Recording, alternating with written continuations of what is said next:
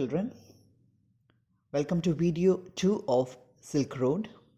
In video 1 of Silk Road, we saw how the writer starts on a journey to Mount Kailash and the difficulties he faces en route. Video 2.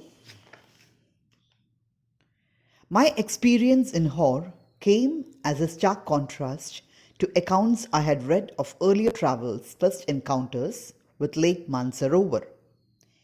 Ikai Kawaguchi, a Japanese monk who had arrived there in 1900, was so moved by the sanctity of the lake that he burst into tears. A couple of years later, the hallowed waters had a similar effect on Sven Hedin, a Swede who wasn't prone to sentimental outbursts. So the narrator was surprised to see Hor because it was absolutely different from what he had read about. Ikai Kawaguchi, a Japanese monk who had been there in 1900, was so stirred by the holiness of the lake that he burst into tears. A few years later, the place had a similar effect on Sven Hedin, a Swede visitor. It was dark by the time we finally left again, and after 10:30 p.m., we drew up outside a guest house in Darchen for what turned out to be another troubled night.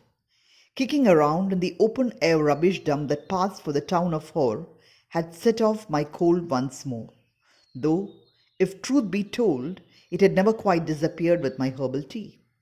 One of my nostrils was blocked again, and as I lay down to sleep, I wasn't convinced that the other would provide me with sufficient oxygen. My watch told me I was at 4,760 meters. It wasn't much higher than Rau, and there I had been gasping for oxygen several times every night. I had grown accustomed to these nocturnal disturbances by now, but they still scared me. Tired and hungry, I started breathing through my mouth. After a while, I switched to single nostril power, which seemed to be admitting enough oxygen. But just as I was drifting off, I woke up abruptly. Something was wrong. My chest felt strangely heavy, and I sat up, a movement that cleared my nasal passages almost instantly and relieved the feeling in my chest. Curious, I thought. I lay back down and tried again. Same result. I was on the point of disappearing into the land of Nod when something told me not to. It must have been those emergency electrical impulses again. But this was not the same as on previous occasions. This time, I wasn't gasping for breath. I was simply not allowed to go to sleep. Sitting up once more immediately made me feel better. I could breathe freely and my chest felt fine. But as soon as I lay down, my sinuses filled and my chest was odd. I tried propping myself upright against the wall, but now I couldn't manage to relax enough to drop off.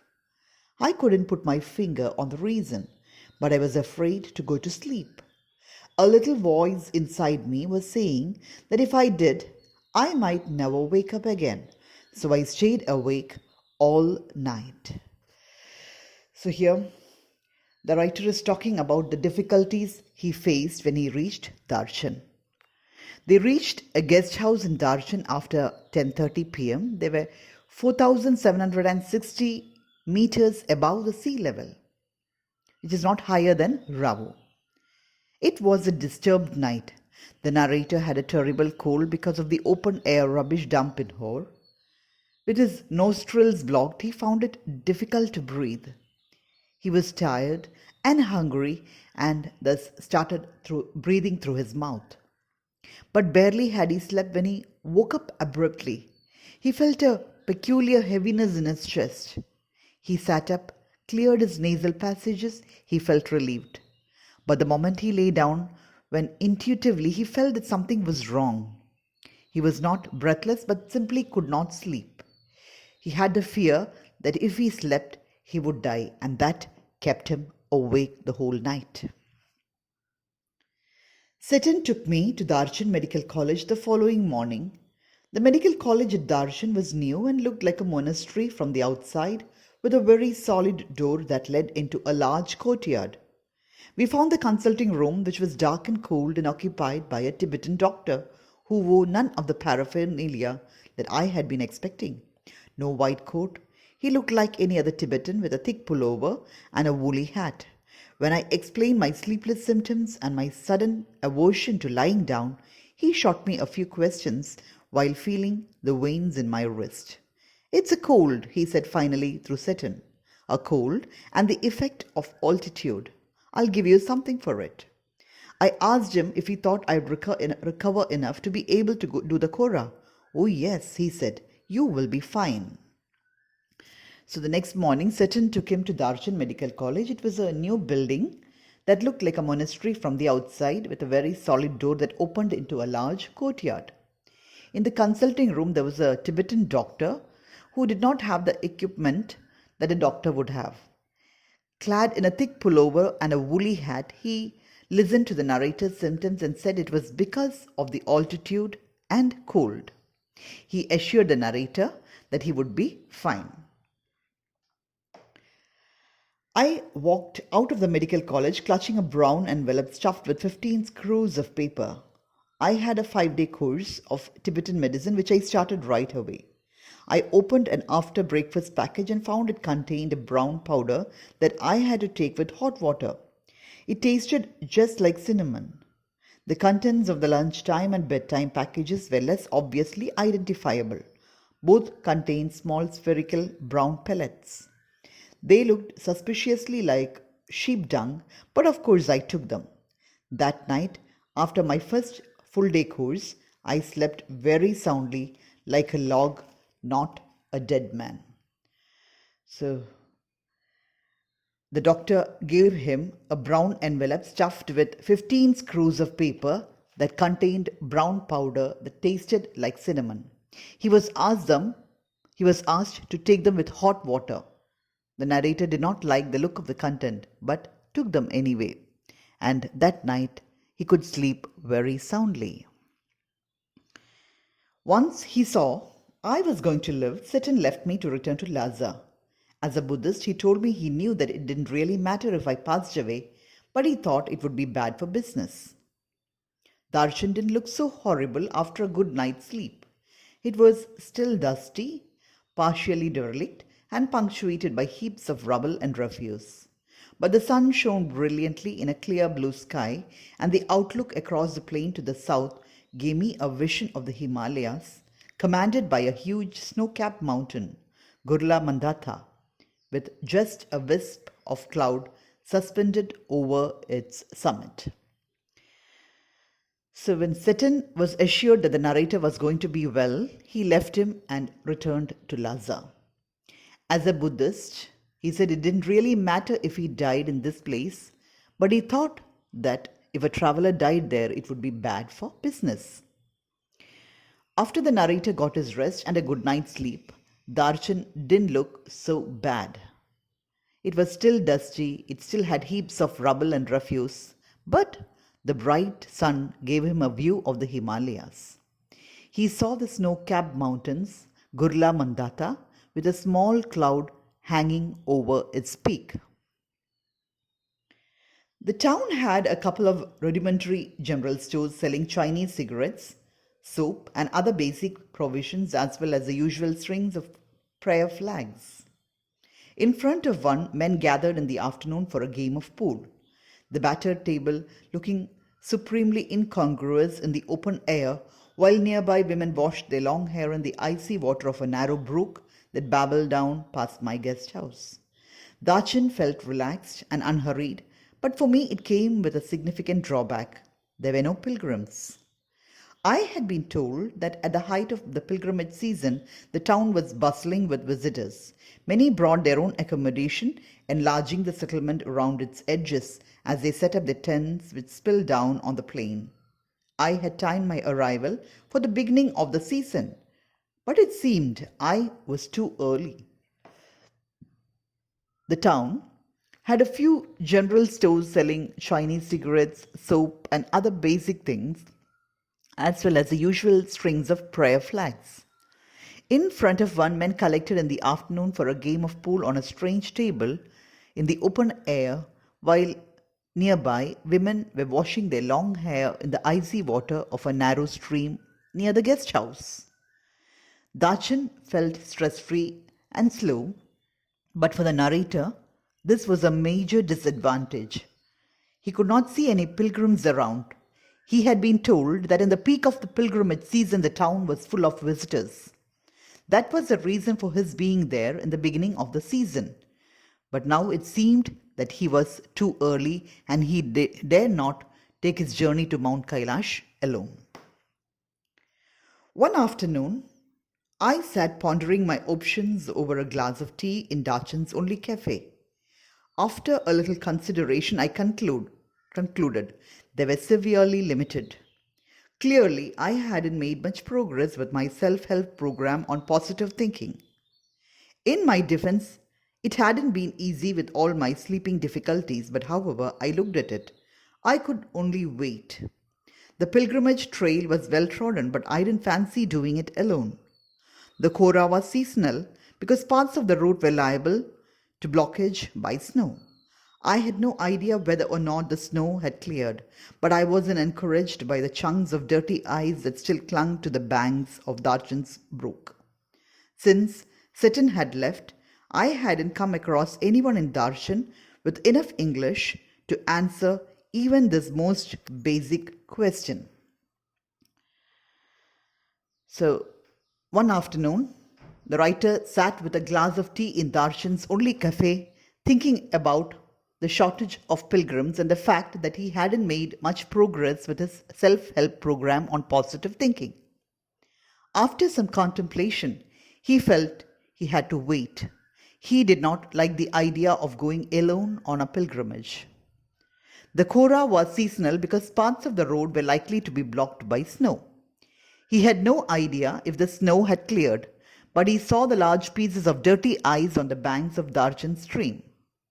From the time since Seton had left, he had not met anyone in Darshan who could answer even basic questions in English. Until, that is, I met Nobu. The cafe was small, dark, and cavernous, with a long metal stove that ran down the middle. The walls and ceiling were wreathed in sheets of multicolored plastic of the striped variety, broad blue, red, and white, that is made into stout, voluminous shopping bags sold all over China and in many other countries of Asia as well as Europe. As such, plastic must rate as one of China's most successful exports along the Silk Road today. The cafe had a single window beside which I had taken a position so that I could see the pages of my notebook. I had also brought a novel with me to help pass the time. There was nobody who could answer even his basic questions in English till he met Nobu. The narrator was sitting in a small dark cafe with a long metal stove that ran down the middle. The walls and roofs were covered with multicolored sheets of plastic that is made into shopping bags in many countries. Plastic is one of China's most successful exports along the Silk Road today. He sat beside a window so that he could see the pages of his notebook. He also had a novel with him. That is when he had his encounter with Nobu. Nobu saw my book when he came in and asked with a gesture if he could sit opposite me at my rickety table. "You English?" he inquired after he had ordered tea. I told him I was, and we struck up a conversation. I didn't think he was from those parts because he was wearing a wind cheater and metal-rimmed spectacles of a Western style. He was Tibetan, he told me, but worked in Beijing at the Chinese Academy of Social Sciences in the Institute of Ethnic Literature. I assumed he was on some sort of field work. "Yes and no," he said. "I have come to do the Kora." My heart jumped. Nobu had been writing academic papers about the Kailash Kora and its importance in various works of Buddhist literature for many years, he told me, but he had never actually done it himself. So Nobu, who saw the writer with the book, came closer to him, sat opposite, and asked the narrator if he was English. They started a conversation. The narrator could make out that he did not belong to that place as he was wearing a wind cheater and metal-rimmed spectacles of Western style. He told the narrator that he was a Tibetan but worked in Beijing at the Chinese Academy of Social Sciences in the Institute of Ethnic Literature. He had been doing a research on Kora and he had come to do the Kora himself. Nobu had been writing academic papers about the Kailash Kora and its importance in various works of Buddhist literature for many years. So since he had not done the Kora himself, he had come there to do the Kora. When the time came for me to tell him what brought me to Dachin, his eyes lit up. "We could be a team," he said excitedly. "Two academics who have escaped from the library. Perhaps my positive thinking strategy was working after all." My initial relief at meeting Nobu, who was also staying in the guest house, was tempered by the realization that he was almost as ill-equipped as I was for the pilgrimage. He kept telling me how fat he was and how hard it was going to be. Very high up, he kept reminding me, so tiresome to walk. He wasn't really a practicing Buddhist, it transpired, but he had enthusiasm and he was, of course, Tibetan. Although I had originally envisaged making the trek in the company of devout believers, on reflection, I decided that perhaps Nobu would turn out to be the ideal companion. He suggested we hire some yaks to carry our luggage, which I interpreted as a good sign, and he had no intention of prostrating himself all round the mountain. "Not possible," he cried, collapsing across the table in hysterical laughter. It wasn't his style, and anyway, his tummy was too big. So when the narrator told him what brought him to Darshan, he was excited and wanted to work with him as a team. The writer was relieved and felt that his positive thinking strategy was finally working. He soon realized that Nobu was as ill-equipped as him for the pilgrimage. He kept telling the narrator how fat he was and how tough it was going to be for him to walk. He wasn't really a practicing Buddhist, it became known, but he had enthusiasm and he was a Tibetan, so language wouldn't be a problem. Although at first the narrator had thought he would make the trek in the company of religious people, but then he felt that Nobu would turn out to be the ideal companion. Nobu suggested that they hire some yaks to carry the luggage, as he said it was not possible for him to prostrate himself all around the mountain, as that was not his style. And anyway, his tummy was too big. That brings us to the end of video 2 of Silk Road. Thank you, children.